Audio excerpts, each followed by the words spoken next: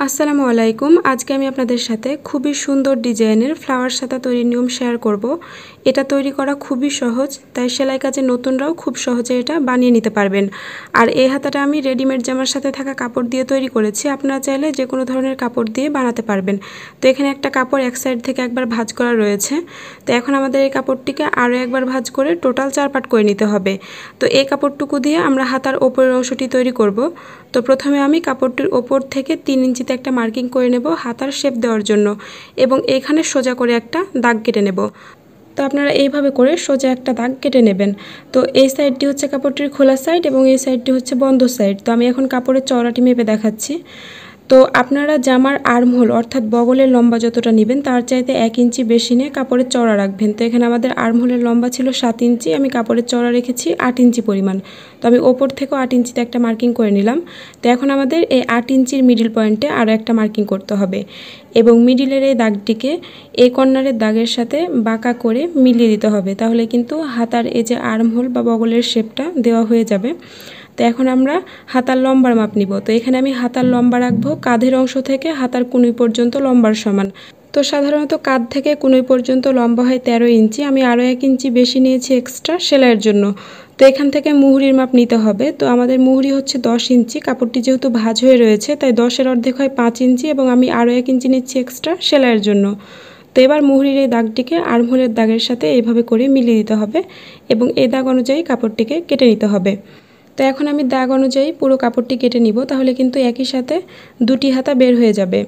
তো এইভাবে করে আপনারা কাপড়টিকে কেটে নেবেন। তো দেখুন দুটি হাতা বের হয়ে গিয়েছে। এখন আমরা কাপড়টিকে মেলে নিয়ে হাতার তালপাট কাটিং করব। তো এটা হচ্ছে হাতার মিডিল পয়েন্ট, তাই না?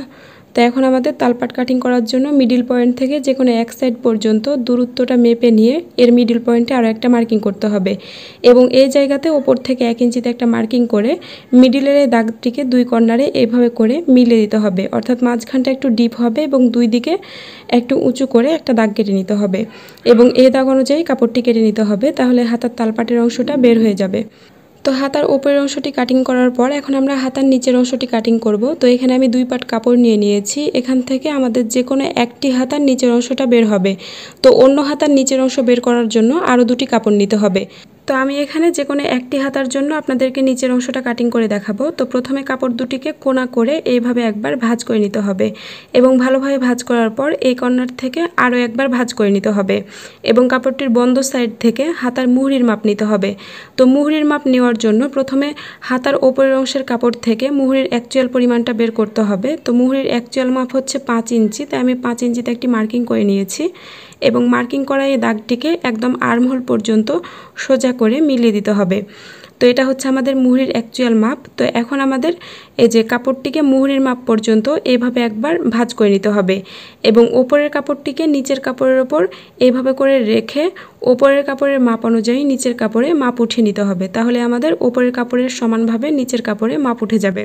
তো নিচের কাপড়টিতে মুহুরির মাপটা সঠিকভাবে পাবার জন্য কাপড়ের 2 কর্নার একটু এইভাবে করে রাউন্ড করে নিতে হবে, তাহলে একদম পারফেক্টভাবে সঠিক মাপটা পাওয়া যাবে। তো এখন আমাদের কাপড়টির নিচের অংশের চওড়ার মাপটা বের করতে হবে। তো এখানে চওড়া হচ্ছে 11 ইঞ্চি। তো 11 ইঞ্চির মিডিল পয়েন্টে প্রথমে একটা মার্কিং করতে হবে, এবং মিডিল থেকে 2 সাইডে 2 ইঞ্চি করে মার্কিং করতে হবে, এবং মিডিলের এই দাগ থেকে ওপরের দিকে 1.5 ইঞ্চিতে একটা মার্কিং করতে হবে, এবং এই যে এইভাবে করে দাগগুলোকে মিলিয়ে দিতে হবে। অর্থাৎ মিডিলের দাগ বাদে বাকি দাগগুলোকে আমরা একসাথে মিলিয়ে দেব, এবং এই দাগ অনুযায়ী কাপড়টিকে কেটে ফেলবো। তাহলে যে কোনো একটা হাতার নিচের অংশটা বের হয়ে যাবে, এবং একইভাবে কিন্তু অন্য হাতার জন্য আরও 2টি কাপড় নিয়ে ঠিক এইভাবে করে মার্কিং করে কাপড়টিকে কাটিং করতে হবে। তো দেখুন একটি হাতার জন্য নিচের 2টি কাপড় বের হয়ে গিয়েছে। তো এখন আমি আপনাদের কাপড়টি সেলাই করে দেখাবো। তো প্রথমে আমাদের কাপড়টিকে সাইড থেকে এভাবে করে 2 বার ভাঁজ করে সেলাই করতে হবে। তো সেলাইয়ের সুবিধার জন্য আপনারা চাইলে একবার করেও ভাঁজ করতে পারেন।